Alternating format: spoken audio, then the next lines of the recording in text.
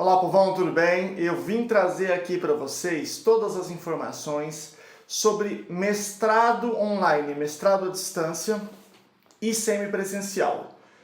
Essas informações eu estou dando no dia 11 de agosto, é claro que tudo pode mudar, mas eu vou dar as informações atualizadas hoje, como é que está essa situação no Brasil, quais cursos existem, né, que é que não corresponde a isso, porque tem muita coisa sendo oferecida aí no Brasil que não corresponde, para você não cair aí em armadilhas, em golpes, é muito importante você prestar atenção nesse vídeo. Eu vou dar toda a base aqui para você sobre isso, tá ok? Então fica aí para a gente conversar sobre esse assunto até o final. É muito importante que você fique até o final para você entender todo o processo. Então vamos lá, primeiro lugar. É permitido mestrado online no Brasil? A nossa legislação, a nossa normatização contempla? Sim. Sim, contempla. É um decreto 9057 de 2017 que autoriza a existência de cursos stricto sensu, são mestrado e doutorado, à distância. Eu posso depois, em outro vídeo, discutir se isso é ideal, se é adequado, ou se isso é uma esculhambação da educação. Mas eu não vou falar disso agora, senão misturo os assuntos. Então, saiu, em primeiro lugar, o decreto presencial. Depois saiu uma resolução de dezembro de 2018, um ano depois, que é a resolução 7 de 18 de dezembro de 2018, que é do Conselho Nacional de Educação. Eu vou colocar os links de tudo aqui embaixo, tá? Então vocês podem ficar tranquilos. E depois saiu uma portaria 90 de 24 de abril de 2019, que também é do Ministério da Educação, que dispõe sobre os programas de pós-graduação em stricto sensu na modalidade de educação à distância. Então, eu os abri aqui e vou colocar para vocês. Pois bem, só que quando você entra na internet e tenta procurar quais são os cursos, quais não são, vira uma confusão, porque tem um monte de curso sendo vendido como se fosse esse tipo de curso e não é. E não é, certo? Então, precisa esclarecer algumas coisas aqui. Você pode fazer mestrado e doutorado em qualquer lugar do mundo. Esses cursos de outros lugares do mundo, obviamente, não são regulamentados pelo Estado brasileiro. O Estado brasileiro regulamenta cursos stricto sensu através de um órgão chamado CAPES. Tá? Então, o CAPES não dispõe sobre cursos que acontecem no exterior, ou cursos de universidades estrangeiras. Não tem nada a ver com a CAPES isso. Eu estou falando isso porque eu vi uma informação que era assim: instituição fulana de tal, com sede nos Estados Unidos, agora como a CAPES autorizou o mestrado no Brasil, estamos fazendo aqui no Rio de Janeiro. O que tem a ver com a CAPES? Só teria a ver se essa instituição fosse credenciada na CAPES e ele tivesse dando o título de mestrado no Brasil, que não é verdade. Então é um discurso enganoso. Certo? E está cheio disso. Então, a primeira coisa, pode. A CAPES já recebeu pedidos de pós-graduação à distância? Sim, vou colocar aqui também um link para vocês em que eles falam disso. Receberam já 17 pedidos. Tem algum aprovado? Não, nenhum. Então, vamos fazer uma distinção aqui em primeiro lugar?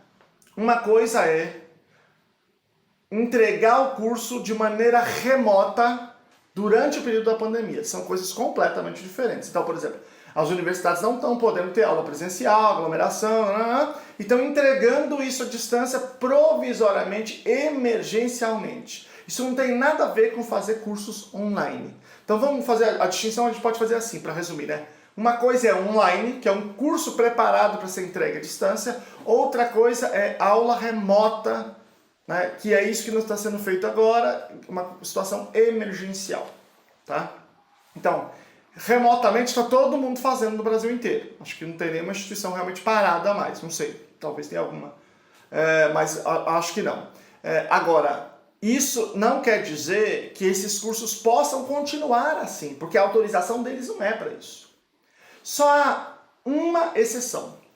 E ela é uma, se não mútil, é uma meia exceção, que são os cursos do programa de mestrados profissionalizantes.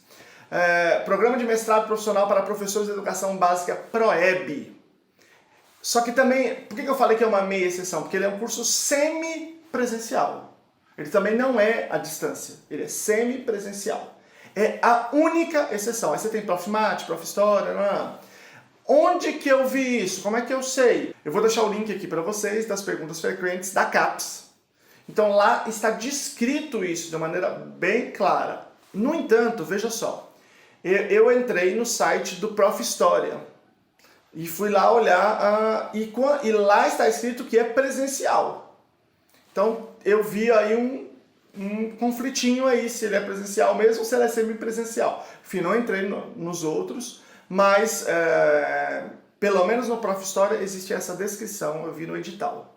Bom, isso provavelmente é porque eles estão considerando, né, estão descrevendo como presencial, porque realmente você tem que ir. O semipresencial nada mais é do que, né, posso interpretar assim como complementar as atividades aí de forma com atividades online, certo?